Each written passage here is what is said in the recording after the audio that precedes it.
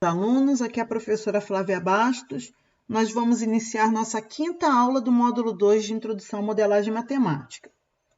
Como eu falei na aula anterior, aqui nós não somos capazes de fazer um curso sobre sistemas não lineares.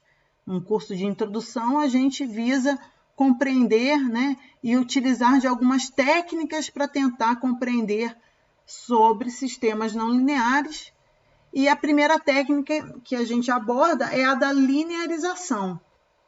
E a primeira pergunta que vem à mente é quando que a linearização funciona? Ou seja, quando que ela é capaz realmente de trazer informações sobre o comportamento da solução? Quando que o comportamento da solução do sistema linear realmente se parece com a solução do sistema não linear? É preciso saber isso, senão a gente acaba perdendo tempo, Hoje eu vou contar para vocês que a gente vai ser melhor sucedido, mais bem sucedido, quando o nosso sistema linear associado for dito hiperbólico. E o que é um sistema hiperbólico? O sistema hiperbólico é aquele em que nenhum dos seus autovalores possui parte real igual a zero, tá? E a partir de agora, a gente vai utilizar como estratégia de linearização o uso da matriz jacobiana de F avaliado no ponto de equilíbrio. Quando o ponto de equilíbrio é a origem, quando x0 é zero, isso recai naquela linearização vulgar em que eu fiz nos exemplos anteriores, de simplesmente abandonar ou ignorar os termos de segunda ordem ou ordem maiores. Tá? Fiquem tranquilos, o que a gente fez nos exemplos anteriores dava certo, porque os pontos de equilíbrio eram a origem. Tá? Mas, para a gente ser um pouco mais amplo, a gente vai passar a trabalhar com a matriz jacobiana do sistema. Sabendo disto, vamos seguir com mais algum exemplo. O nosso sistema agora é um sistema tridimensional, em que eu tenho 3 equações diferenciais, x' igual a menos x, y' igual a menos y, z' igual a z mais x2 mais y2. Então, quem seria o meu sistema linearizado? Para escrever a matriz jacobiana, você pega cada f e deriva em relação a x, y e z, respectivamente. Por exemplo, a minha primeira f, menos x, a derivada dela em relação a x é menos 1, em relação a y é 0, em relação a z é 0. A minha segunda função derivada em relação a x é 0, em relação a y é menos 1, em relação a z é 0. A terceira derivada em relação a x é 2x, em relação a y é 2y, em relação a z é 1. Eu pego essa matriz aqui e eu tenho que avaliar ela no ponto de equilíbrio. Quem que é o meu ponto de equilíbrio para esse sistema aqui? É a origem, Em x igual a 0, y igual a 0 e z igual a 0, eu tenho um ponto de equilíbrio. Então, quem que vai ser a minha jacobiana, minha matriz jacobiana avaliada no ponto de equilíbrio? É menos 1, 0, 0, 0, menos 1, 0, 0, 0, 1. Então, essa é a minha matriz de coeficientes do meu sistema linearizado. Então, ela tem quais autovalores? Ela tem o autovalor 1 e tem os autovalores repetidos menos 1. Portanto, ela está designando o quê? Um sistema, um ponto de equilíbrio do tipo cela, tridimensional. Se eu fosse desenhar o meu plano de fase para esse sistema linearizado, seria algo desse tipo. Para as minhas variáveis x, y e z, eu teria no plano XY, né, como eu tenho autovalores repetidos aqui, menos 1 e menos 1, significa que o meu plano XY, né, meu ponto de equilíbrio aqui no plano XY é estável, e na terceira dimensão, como o meu autovalor é positivo, a minha terceira direção, em Z, é instável. Então, eu tenho um plano estável, XY, e um eixo instável na terceira dimensão.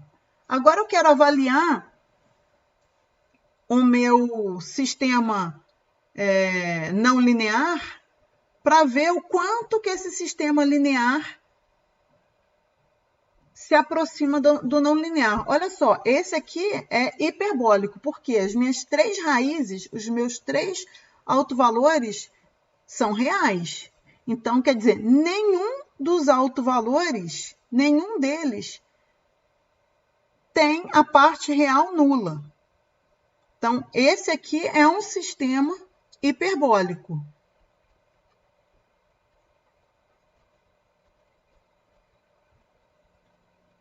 Então, provavelmente, o meu sistema linear, próximo aqui da origem, próximo do ponto de equilíbrio, está me dando uma dica, né, uma noção boa do comportamento da solução. Quer dizer, a minha solução deve ser do tipo Cella, mesmo para o sistema não linear. Agora, vamos dar uma olhada. Esse é aquele caso, né? O que a gente tem feito?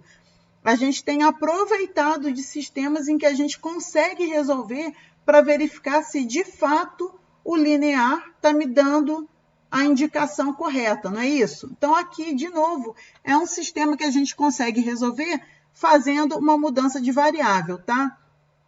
E aqui, de novo, é um slide que tem um defeitinho aqui, tá? Para dar certo, a mudança de variável é chamar o U de X, V de Y, e uma outra mudança de variável aqui, W é Z mais 1/3 de X2 mais Y2. Portanto, Z vale W menos 1/3 de X2 mais Y2. Quer ver como é que essa mudança de variável aqui consegue reescrever o meu sistema não linear de uma outra forma? Se W é Z mais 1/3 de X2 mais Y2, quem é W'? Aplicando a regra da cadeia, W' é Z' mais 1/3 de quem? 2x vezes x' mais 2y vezes y'. Ora, x', olhando aqui para cima, x' é menos x e y' é menos linha. Portanto, o W' é Z' mais 1/3, aqui fica menos 2x² menos 2y². Colocando o 2 em evidência, fica W', Z' menos 2/3 de x2 mais y2. E voltando aqui no meu sistema, eu sei que Z' é Z mais x2 mais y2.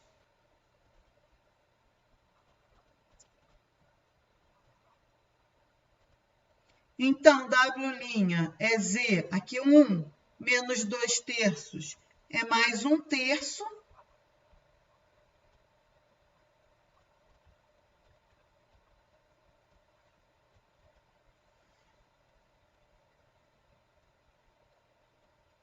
E, finalmente, eu substituo quem é o Z. Z é W menos 1/3 de x2 mais y2. Então, W menos 1/3 mais 1/3, restou W. W' igual a W. Então, fazendo a mudança de variável, eu consegui reescrever o meu sistema não linear desta forma. Então, é como se eu fosse desenhar, se eu quisesse desenhar o plano de fase para esse sistema aqui, seria simplesmente trocar os nomes aqui, né? U, V e W. Esse mesmo desenho aqui. Ou seja, o meu plano W igual a zero, né? O meu plano UV, ou seja, o meu plano W igual a zero é quem? É o meu plano estável. Muito bem, e se eu quiser voltar para as minhas variáveis anteriores? Eu não falei que W é isso aqui?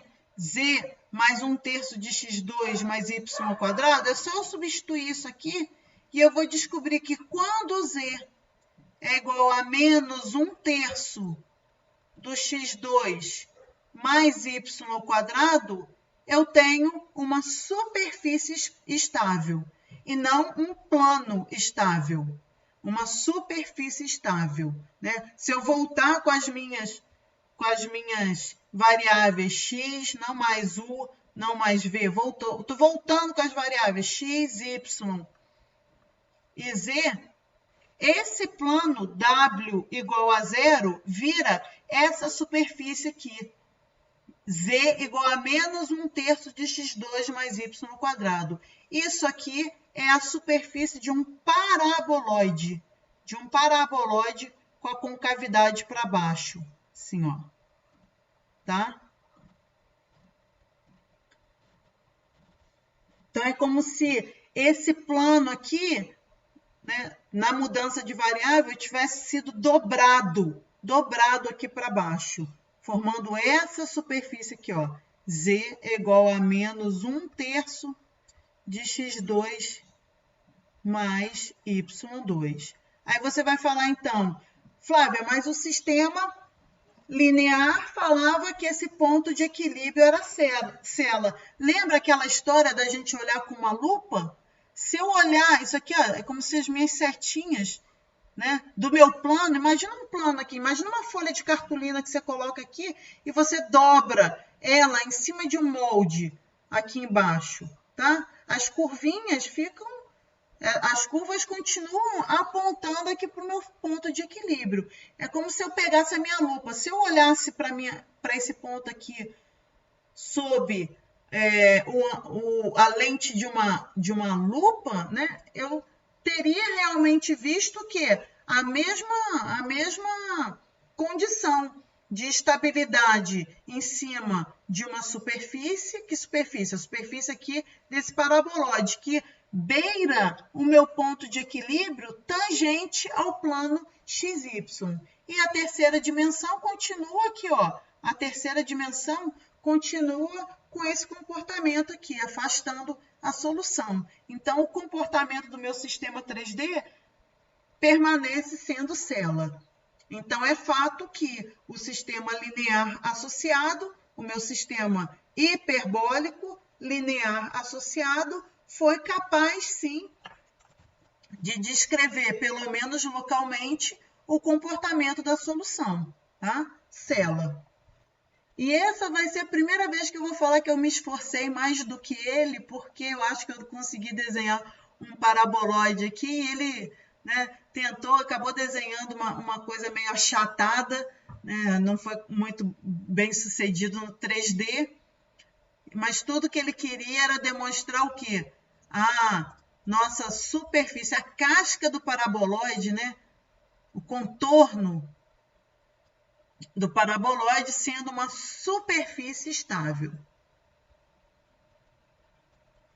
E aí, a gente aproveita o embalo desse exemplo, né, falando de superfície estável, e vai falar um pouquinho agora sobre estabilidade, de modo a definir matematicamente critérios de estabilidade de uma forma que ainda não havia sido apresentada, tá?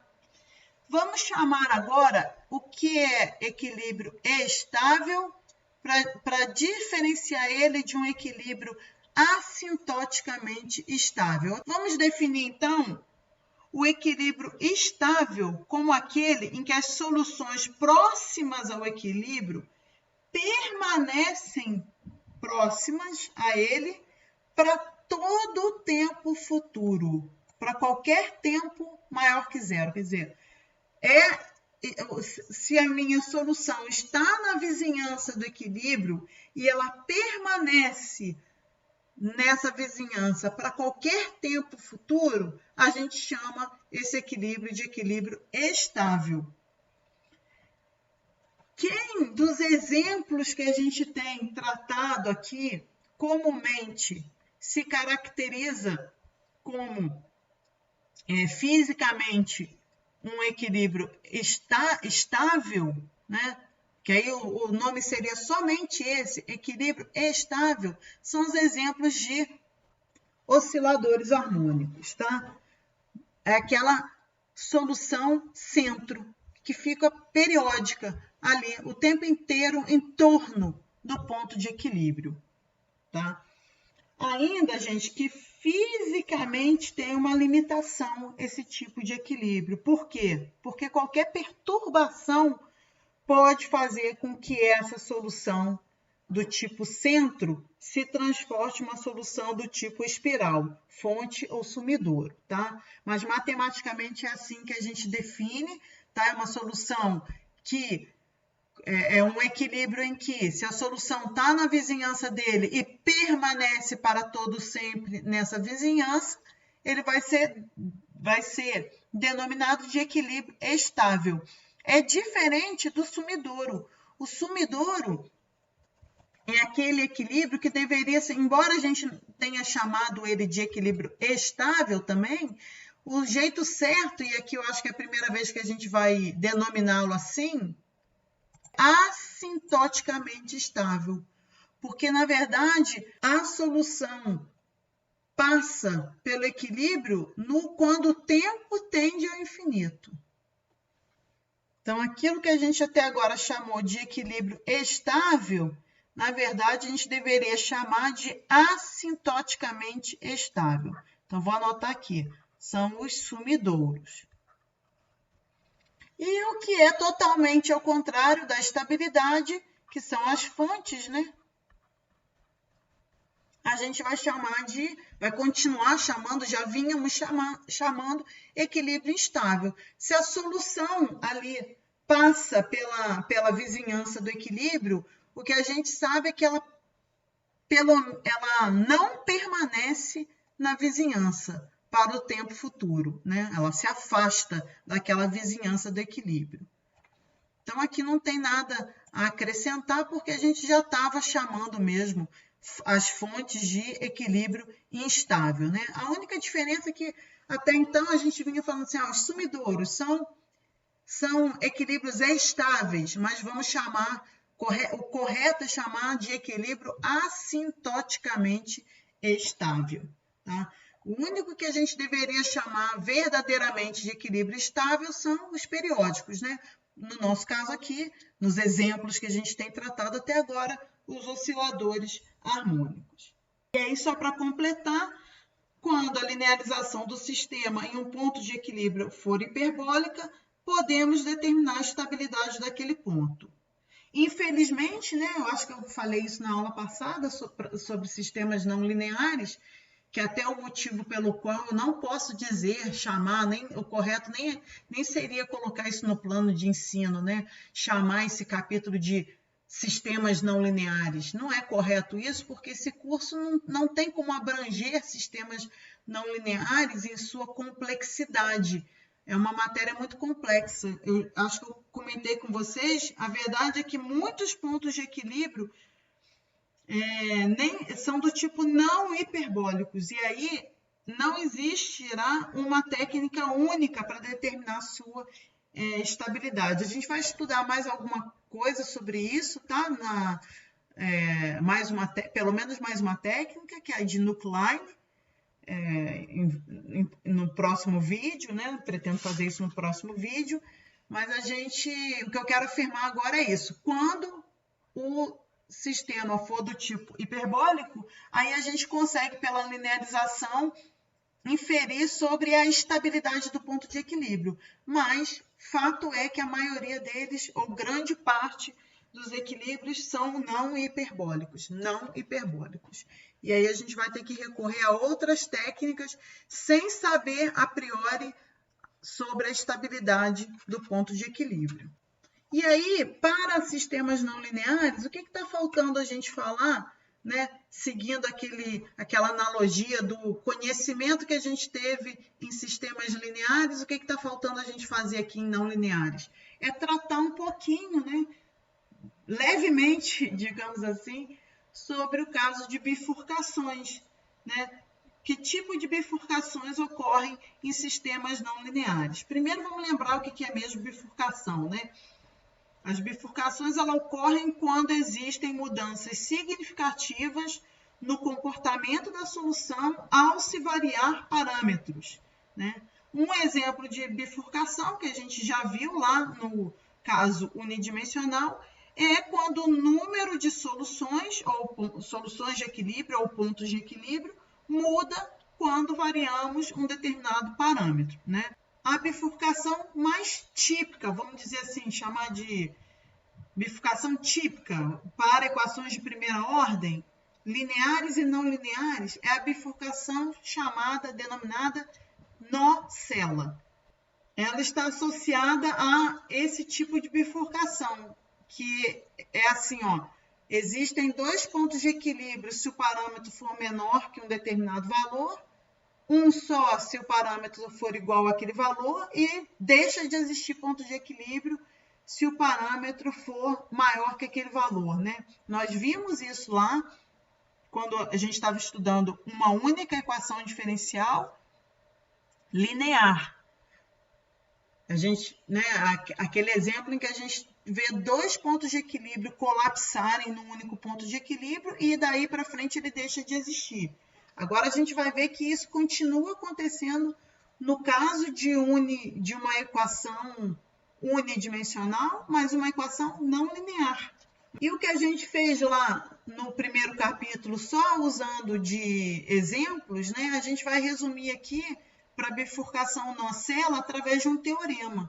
Se você tem um sistema, se você tem uma equação não linear, uma f dependendo de um parâmetro A, se você atender essas quatro condições aqui, quer dizer, avaliada no ponto de equilíbrio e no valor do parâmetro que muda o comportamento da solução, se a f for zero, se a f' for zero, se a f duas linhas for diferente de zero e se a derivada de f em relação a A for diferente de zero, eis aí uma bifurcação do tipo nó-cela, onde em A igual a zero. Vamos começar com o exemplo de uma equação diferencial não linear. Não linear porque eu tenho agora um x ao quadrado aqui, mais um parâmetro. Como é que a gente resolve? Primeiro, encontrando as raízes, né? Eu sei que eu vou ter raiz em zero se A for zero. Então, eu vou substituir na minha primeira derivada para o A zero, o x igual a x0. E aí eu vou encontrar 2x, que é igual a zero. Vou substituir a minha segunda derivada, vou encontrar 2, que é diferente de zero. E vou substituir a minha derivada de f em relação a zero, que é 1, que também é diferente de zero. Então, eu atendi os quatro critérios, olha. F igual a zero, f' igual a zero, f duas linhas diferente de zero e a derivada de f em relação a A diferente de zero. Atendi aos quatro critérios, significa que tem uma bifurcação do tipo nó-cela em A igual a zero, ou seja, em A igual a zero.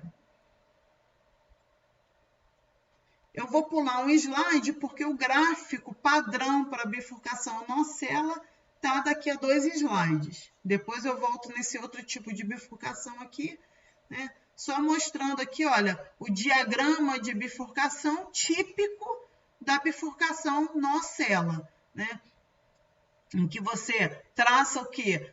No eixo do parâmetro A, várias linhas de fase, né? Deve existir um valor A0, né? Deve existir um valor do parâmetro, a partir do qual, antes dele, você tem o quê? Dois pontos de equilíbrio, né? dois pontos de equilíbrio, inclusive um deles é do tipo sumidor, o outro deles é do tipo fonte, né? Até que eles colapsam num único ponto e a partir daí você não tem mais pontos de equilíbrio, ok? É a bifurcação típica, bifurcação nó-cela. Vamos voltar agora um slide para ver uma outra bifurcação, a bifurcação pitchfork, né, conhecida como bifurcação tridente. Olha, um exemplo aqui de uma única equação, né? Exemplo 1D.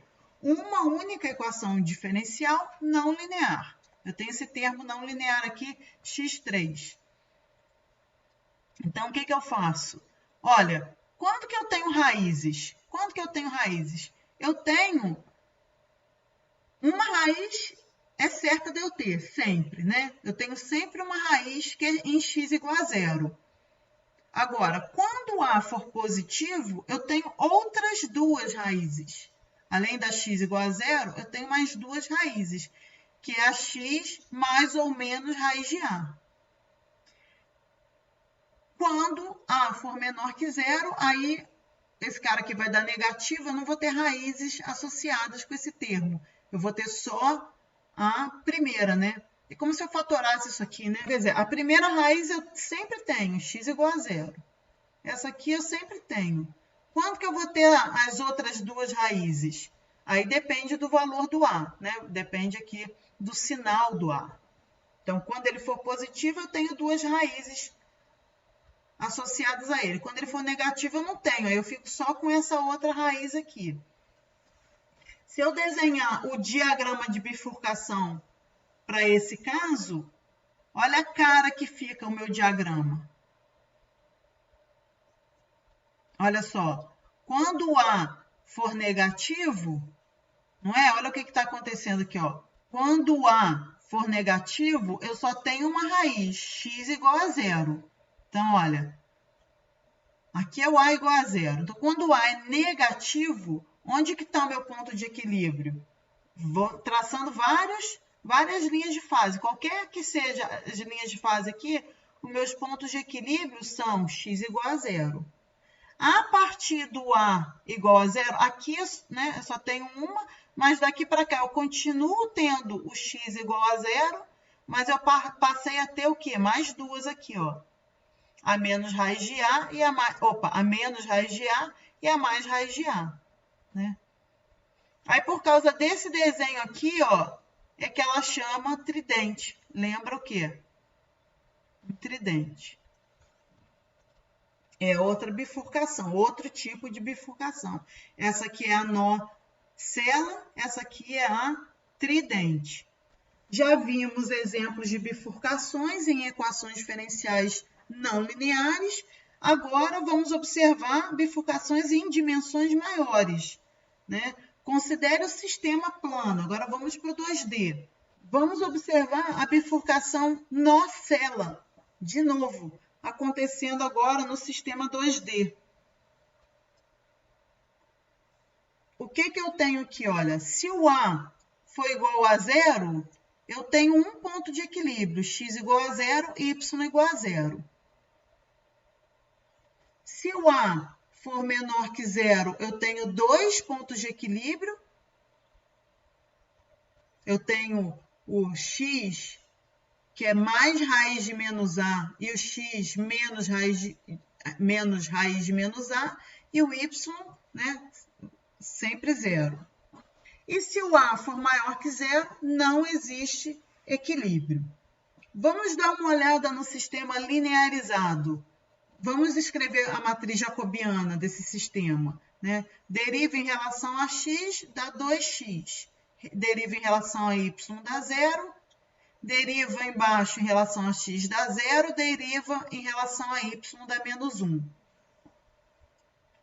Então, substitui o jacobiano nos pontos de equilíbrio, você vai ter o quê? No menos raiz de menos A vai ficar negativo aqui, eu vou ter dois autovalores negativos, eu tenho sumidouro. No mais raiz de menos A, eu vou ter um alto valor positivo, um alto valor negativo, eu vou ter célula. Então, o linearizado está me falando que eu tenho sumidouro e célula, que está associado com o caso do A menor que zero. Então, vamos aos planos de fase. Vou começar com esse caso aqui, A menor que zero. O que ele está me falando para o caso A menor que zero? Que eu tenho dois pontos de equilíbrio. Eu tenho um aqui à esquerda, para o ponto em que o x é menos raiz de menos a, e eu vou ter um ponto lá à esquerda. Esse cara aqui é sumidouro, esse aqui é célula. Se eu olhar para o meu sistema, né? Se eu olhar para o meu lado direito e lembrar do meu campo direcional, dos meus vetores, eu percebo que a minha componente y aponta sempre na direção contrária da coordenada. Então, quer dizer, pontos que têm coordenada y positiva apontam para baixo, pontos que têm coordenada y negativa apontam para cima. Então, aqui, olha, tanto nesse ponto quanto nesse ponto, tem que chegar assim, olha, porque eu só tenho na coordenada y, a única coisa que me diz, né, a coordenada y do meu vetor, eu só tenho menos y. Então, tem que acontecer isso aqui para 1 e o mesmo aqui. Tá? Só que aqui à esquerda é sumidouro. Sumidouro, se esse aqui está apontando para o ponto, para ser sumidouro, aqui também tem que apontar para o ponto. E o à direita é célula. Então, se esse aqui apontou para o ponto, para ser célula, o outro tem que afastar do ponto. Uma forma de eu ter certeza que nesse trecho aqui, ó, a direção aponta para a esquerda é pegar o ponto origem. Ó. Ela não é ponto de equilíbrio, mas só para eu saber como é que a solução passa por aqui, ele vai ter qual vai ser o meu vetor no ponto origem? Não vai ser A, né, no ponto origem, na origem. Ele não vai gerar, aqui é o meu ponto, ele não vai gerar um vetor A, 0. Só que o A não é negativo, então aqui ele aponta, né? Então, nesse trecho todo aqui, ele aponta para a esquerda. Então, eu imagino curvas assim, ó.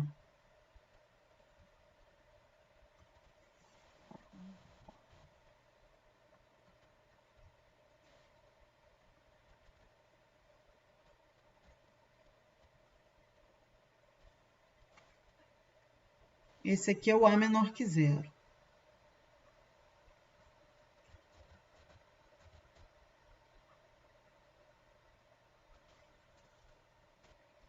Para o meu A igual a 0, eu só tenho um ponto de equilíbrio.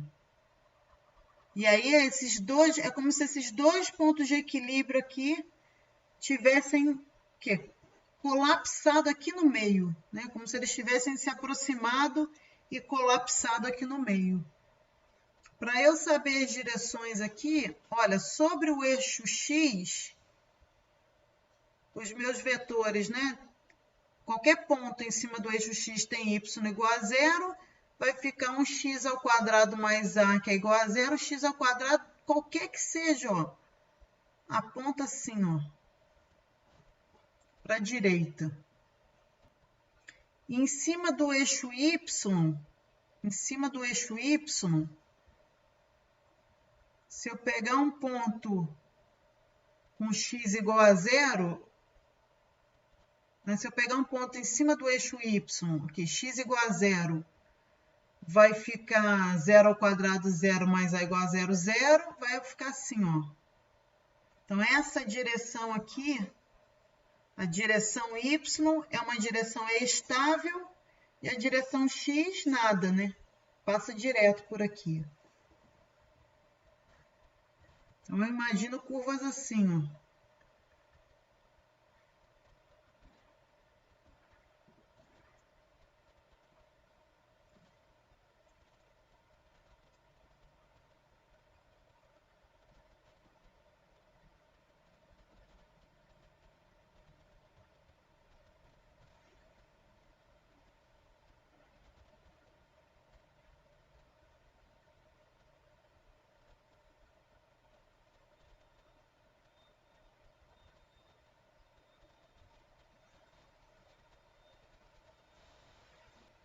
E quando? O que está faltando? A menor que zero, A igual a zero. Aqui tinha 2 pontos de equilíbrio, 1 ponto de equilíbrio.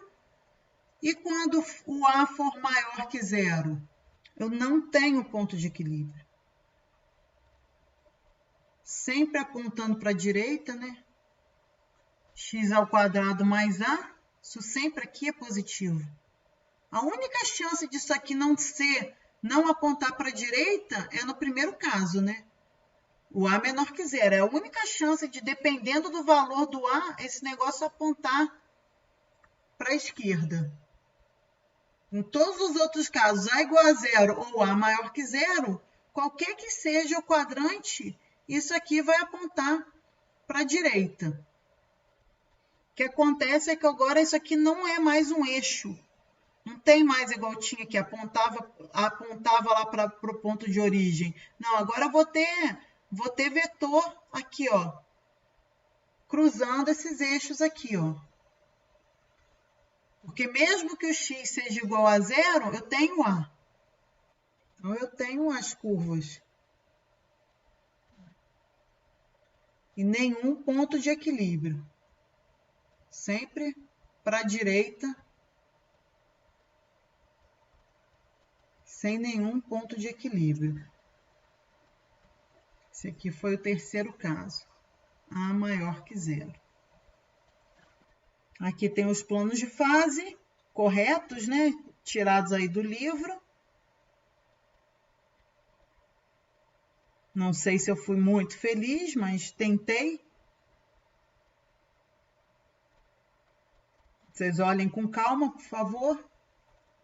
E vamos para o último exemplo de bifurcação a ser estudado aqui nesse vídeo. É a bifurcação de Hopf. Considere esse sistema com um ponto de equilíbrio na origem. Vamos estudar aqui o jacobiano da matriz.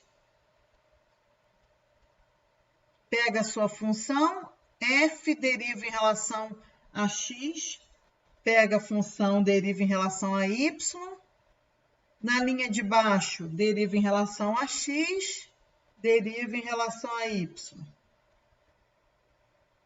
Aplica isso na origem, resulta em A, menos 1, 1 e A. Já conhecemos, né? A nossa famosa alfa, beta e menos beta. O nosso beta é menos 1, o nosso beta é menos 1, o nosso alfa é o A. Então, quer dizer, se o A for igual a zero, a gente sabe que ela vai ter um comportamento periódico, né? Do tipo centro. Se o alfa for diferente de zero, a gente vai ter as espiras. Fonte ou sumidouro, se ela for positiva ou negativa. O que a gente está identificando aqui?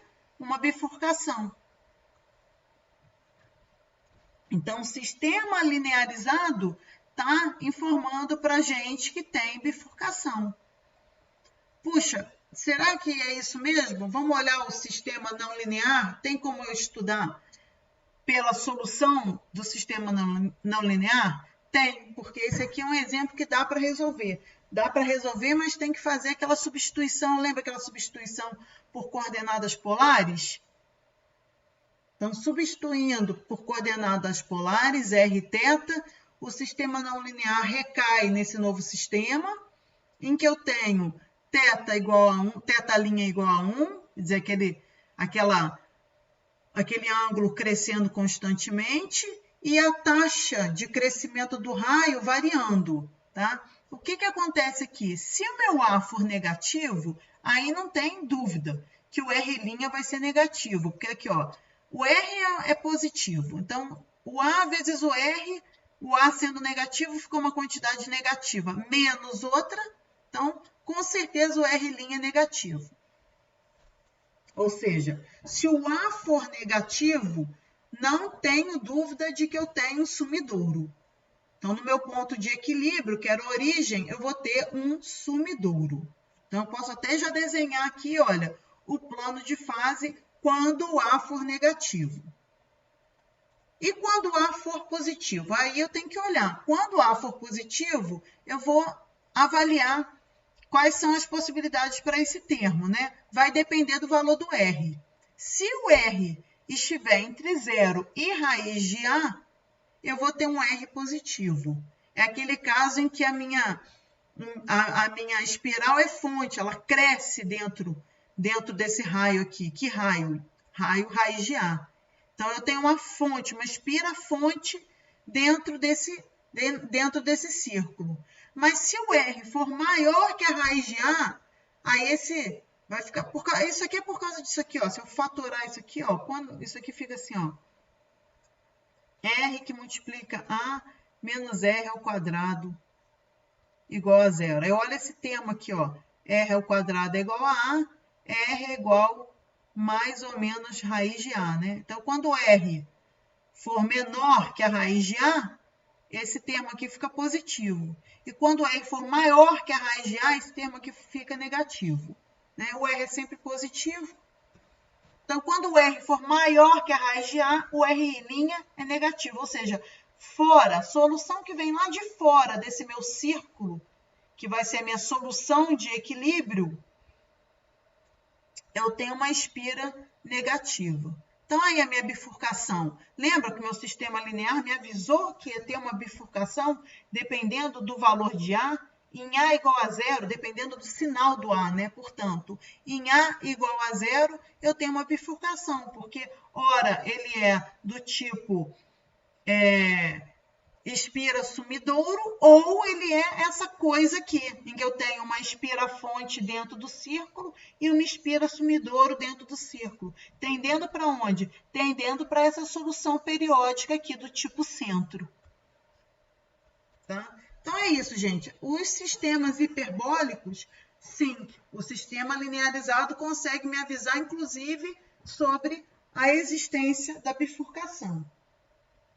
Tá bem? Encerramos aqui a primeira parte da nossa aula, da nossa quinta aula.